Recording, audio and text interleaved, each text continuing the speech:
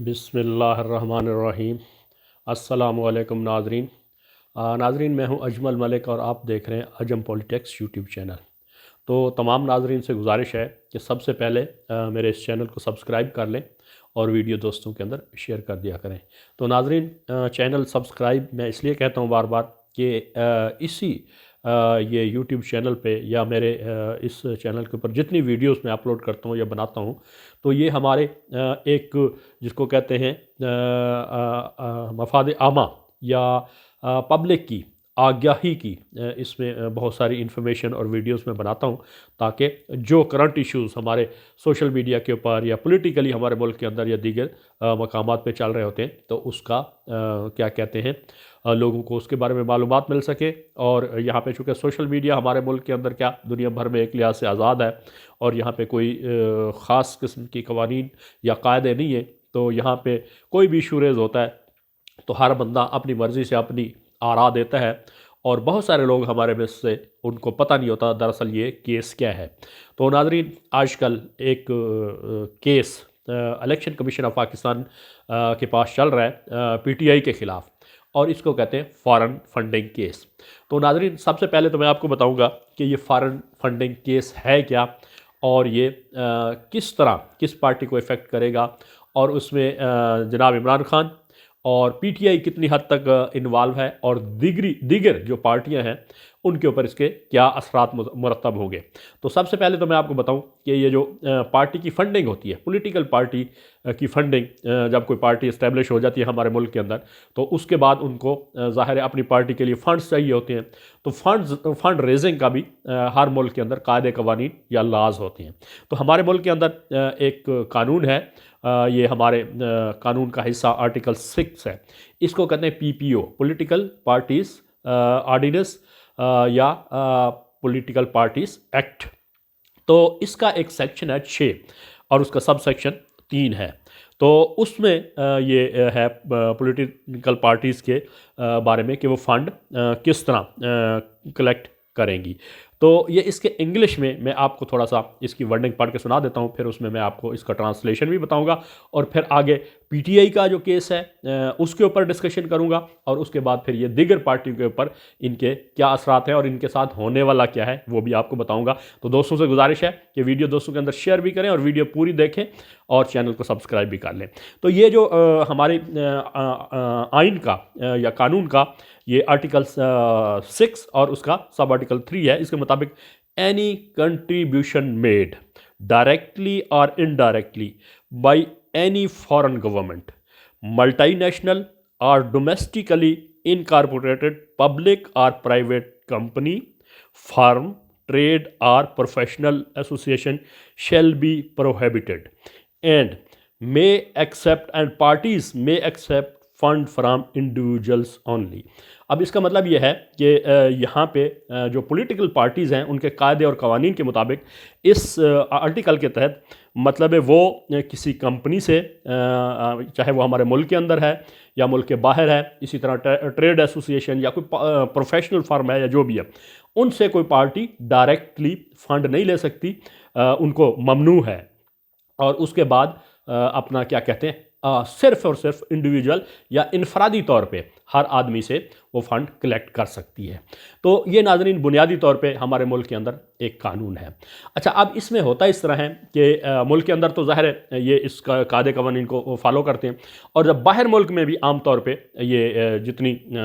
बड़ी बड़ी political parties हैं ये फ़ंड कलेक्ट करते हैं और वहाँ पे क्या कहते हैं अपने कवानीन हर मुल्क के अलग अलग हैं। तो चूँकि ये जो केस चल रहा है इमरान खान या पीटीआई के ख़िलाफ़ फॉरेन फंडिंग केस, और ये जो पीटीआई का एक एक्स मेंबर था लीडिंग पोजीशन पे, अकबर एस बाबर, इसने किया था जब इसको किसी भी ना पे पार्टी से निकाल दिया गया था। तो अच्छा, अमेरिका में ये फ़ंड कलेक्शन हुई और अमेरिका के अंदर एक इदारा बना हुआ है या एक अथॉरिटी है जिसके ज़रिए कोई भी पॉलिटिकल पार्टी दुनिया भर से अगर फंड रेज़ करना चाहती है तो उसके अंदर वो उनको अपने एजेंट्स वहाँ पे मुकर्रर करने होते हैं, और वहाँ पे एक क्या कहते हैं प्रिंसिपल होता है, जो पार्टी होती है पॉलिटिकल पार्टी जिसने फ़ंड जमा करने होते हैं उसको प्रिंसिपल कहते हैं, और जो कलेक्टिंग एजेंसी होती है उसको क्या कहते हैं एजेंट कहते हैं। तो अब ये 2014 में ये अकबर एस बाबर ने ये केस दायर किया, और केस ये था कि जनाब क्या कहते हैं, इमरान खान या पीटीआई ने $200 किसी एक कंपनी से लिए, अमेरिकन वहाँ से, जबकि ये इंडिविजुअल से ले सकते थे। और इल्ज़ाम तराशी इस हद तक बढ़ गई कि ये मरियम बीबी जो सो कॉल्ड PMLN की लीडर हैं, तो वो फरमाने लगी कि इसराइल से पैसे लिए गए हैं। तो इसकी मैं हकीकत थोड़ी सी बता दूं। पहली बात तो है ये जो फंडिंग की अमाउंट है वो $200 है। $200 है, चले जी अमाउंट को भी छोड़ दें, चाहे $1 होता ठीक है, कानून के मुताबिक ये अगर इन्होंने किसी कंपनी से लिए होते, इंडिविजुअल से ना लिए होते, तो उसके अंदर ये क्या कहते हैं, इनके ऊपर ये कॉन्सिक्वेंसेस पीटीआई के ऊपर या जनाब इमरान खान के ऊपर आ सकते थे। अब ये है कि इसको ये हवा दे रहे हैं, एक बैरिशनैप कंपनी है वहाँ अमेरिका के अंदर, और उसके अकाउंट ये जब इन्होंने 40,000 मतलब अपने डोनर्स की लिस्ट दी, तो उसके अंदर एक कंपनी का नाम आ रहा है कि इसके ज़रिए से $200 पीटीआई को मिले हैं। तो इसके ऊपर सबसे पहले मैं आपको बताऊं कि ये जनाब हनीफ अब्बासी साहब, ये 2017 की बात है, ये केस सुप्रीम कोर्ट में लेके गए थे इलेक्शन से पहले कि इमरान खान को किसी तरह नाअहल करार दिया जाए, जिसके अंदर सुप्रीम कोर्ट ऑफ पाकिस्तान ने ये वर्डिक्ट दी थी और फैसला मौजूद है कि जिसमें वो सादिक और अमीन करार दिया गया था, और हनीफ अब्बासी को वहाँ से मुंह की खानी पड़ी। और उन्होंने ये फिर ये केस अपने जो उसके सीधा सीधा नुकात देके तो ये रेफ़र कर दिया था इलेक्शन कमीशन ऑफ पाकिस्तान से। और आजकल पार्टियां ये इस पर शोर शराबा कर रही है जी, इमरान खान इसको पेंडिंग करा रहा है और टाइम ले रहा है, वकील चेंज कर रहा है। हालांकि ऐसी बात नहीं है। आजकल की जो लेटेस्ट ऑब्जर्वेशन है उसकी जो ECP की, इलेक्शन कमीशन ऑफ पाकिस्तान की जो वो आया है इसके अंदर TV के ऊपर और दीगर सोशल मीडिया के ऊपर, उन्होंने कहा जी ये जो सारी एडजमेंट्स हैं ये अकबर एस बाबर की तरफ से और उनकी तरफ से ये सारे डिलेज आए हैं। तो एक तो ये हो गया। अब मैं उस $200 की तरफ आता हूं जो आजकल के रेट के हिसाब से सिर्फ 32,000 रुपये बनते हैं। उसकी कहानी क्या है कि यहाँ पे अमेरिका के अंदर पीटीआई के एक कारकुन या एक मतलब जिसको कहते हैं एक सरगर्म कारकुन थे, जो वहाँ पीटीआई के लिए काम भी करते थे और वहाँ जॉब करते थे, और उसके बाद वो वहाँ मुख्तलिफ प्रोग्राम और सारा कुछ, और पीटीआई के कारकुन थे। इनका नाम है आसिफ चौधरी, अमेरिका में। अब वो बैरिशनैप कंपनी के अंदर एडमिनिस्ट्रेटर के तौर पे काम करते थे। अब आम ये हर जगह ऐसा ही होता है कि जब कोई आदमी किसी कंपनी के अंदर कोई लीडिंग पोजीशन में हो या बहुत बड़े ओहदे पे हो, तो उसको जो कंपनी के चेक बुक्स होती हैं या चेक्स होते हैं, उनको वो कंपनी के एक्सपेंसेस के लिए, परचेजिंग के लिए, दीगर मामलात के लिए, रेंट्स जो भी हैं वो देने के लिए उनके पास चेक बुक्स वगैरह मौजूद होती हैं। मगर उनका ज़ाहिर है हर जगह पे कंपनीज का बड़ा स्ट्रांग फाइनेंशियल सिस्टम होता है, कंट्रोल होते हैं, तो उनके ऊपर चेक एंड बैलेंस होता है। अब उसमें क्या कहते हैं, जो कंपनी के अखराजात होते हैं वो तो कंपनी के खाते में चले जाते हैं, और अगर उस चेक में से वो बंदा जो एडमिनिस्ट्रेटर है या लीडिंग पोजीशन पे है, वो अगर कोई ऐसा फंड इस्तेमाल कर ले, चेक इस्तेमाल कर ले जो उसके लिए पर्सनल हो ज़ाती तौर पे, तो बाद में उसकी सैलरी से एडजस्ट हो जाता है और कंपनी उसको मतलब चेक चूँकि कंपनी की तरफ से इशू किया जाता है, लेकिन कंपनी जब देखती है वो उसके अंदर वॉचर देखती है या उसको क्या कहते हैं मेमो देखती है, उसमें सारी डिटेल लिखी होती है जो चेक की कॉपी के साथ अटैच होते हैं, तो वो जहां जिस हेड के अंडर वो एक्सपेंस आता है वहां डाल देती है। अगर वो कंपनी का खर्चा है तो कंपनी में डाल जाएगा, और किसी का पर्सनल है उस एडमिनिस्ट्रेटर का तो उसका पर्सनल है में डाल दिया जाता है। अब ये हुआ कि वो चेक वो आसिफ चौधरी साहब ने जो अमेरिका में थे, उन्होंने अपनी ज़ाती डोनेशन, चूँकि वो पीटीआई के कारकुन भी थे, तो एक वहाँ पे इवेंट मैनेज किया गया और वो एक एजेंट ने किया जो यहाँ मतलब कानूनी तौर पे वहाँ रजिस्टर्ड किया गया था अमेरिकन कवानीन के तहत। और ये चूँकि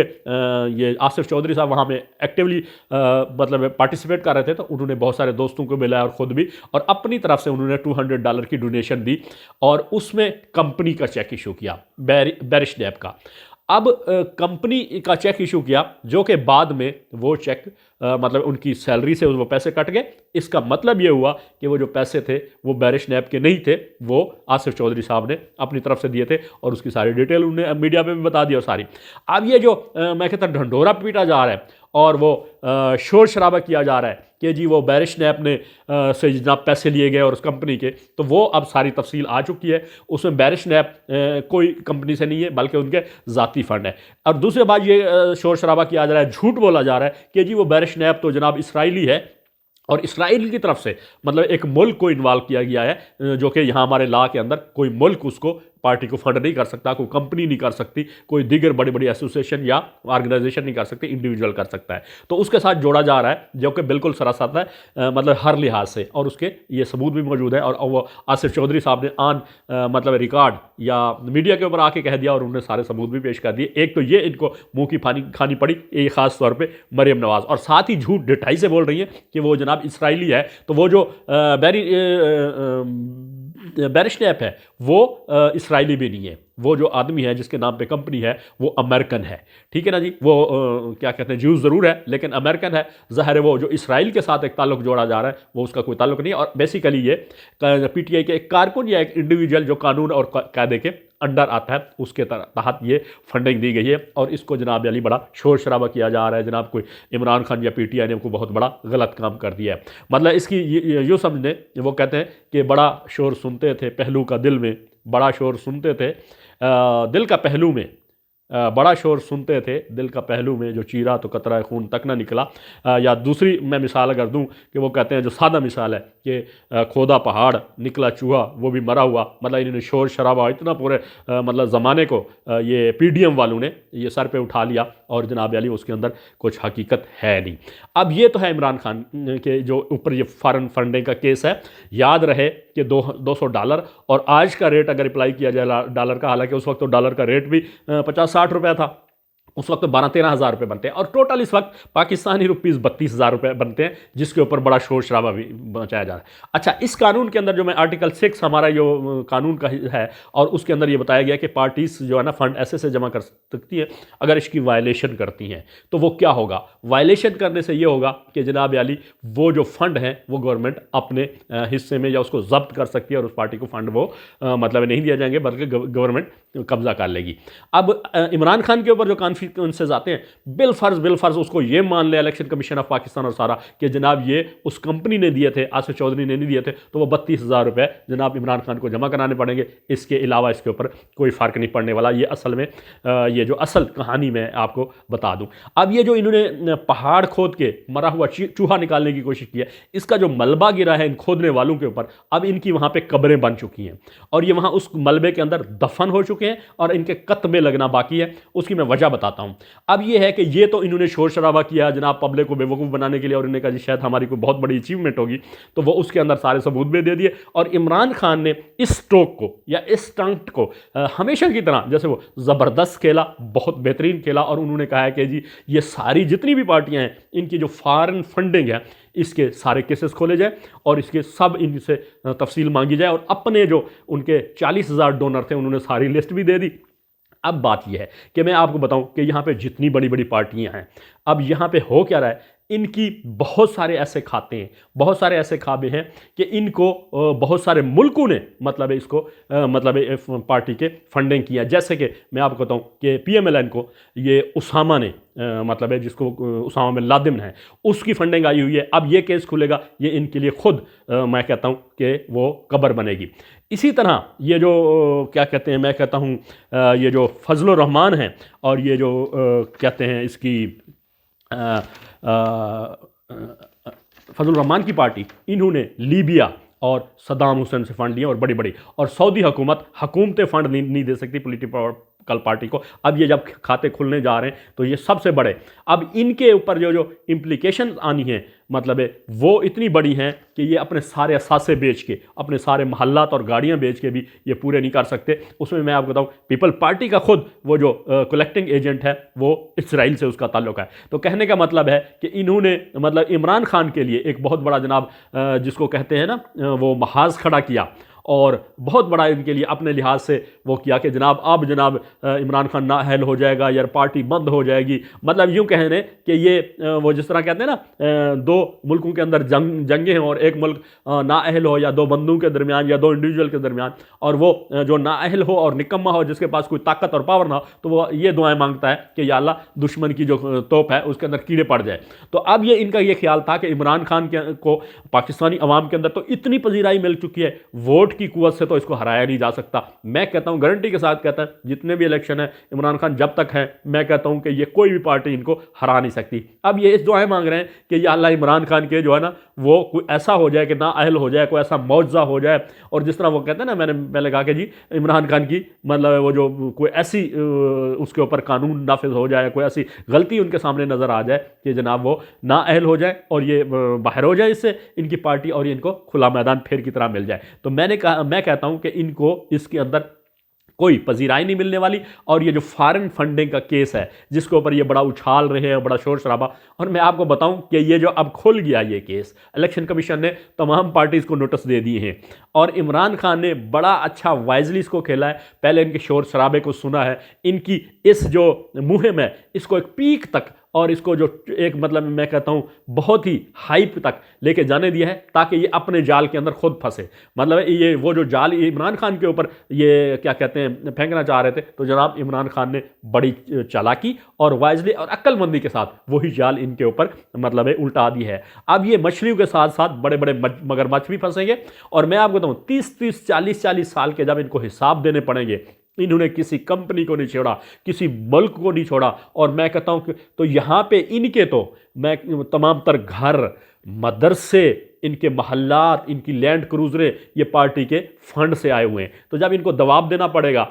अब तो हाफिज हुसैन बस आप कह चुके हैं कि ये जनाब जब लीबिया से और सदाम हुसैन से फंड लिया गया था, ये फजलुर रहमान ने लिया था, मीडिया पे हाफिज हुसैन बस आप कह चुके हैं। अभी उन्होंने कहा तो हमने हमारी मरकजी शुरा के अंदर ये आवाज़ उठाई थी कि ये इस फंड की तफसील बताई जाए, और ये फंड कहाँ इस्तेमाल हुए, पार्टी के अंदर इस्तेमाल हुए, तो हरगिज़ वो पार्टी के अंदर इस्तेमाल नहीं हुए। इसी तरह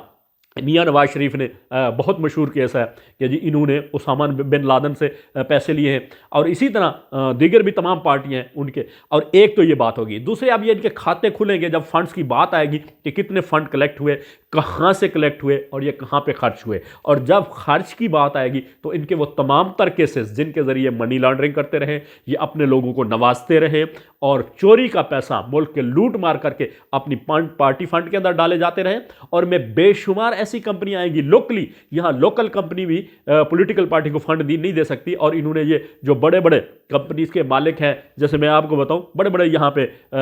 ग्रुप्स हैं, उनको इन्होंने नवाजा, क्या कहते हैं उनको फ़ायदे देके, और अपनी पार्टी फंड के जरिए उनसे पैसे लिए। तो मैं कहता हूं कि अब वो एक जिसको कहते हैं ना पंडोरा बॉक्स खुल चुका है, और ये जो जाल इन्होंने बड़ा उछाला हुआ था और बड़ा शुरू हुए थे जनाब वो क्या कहते हैं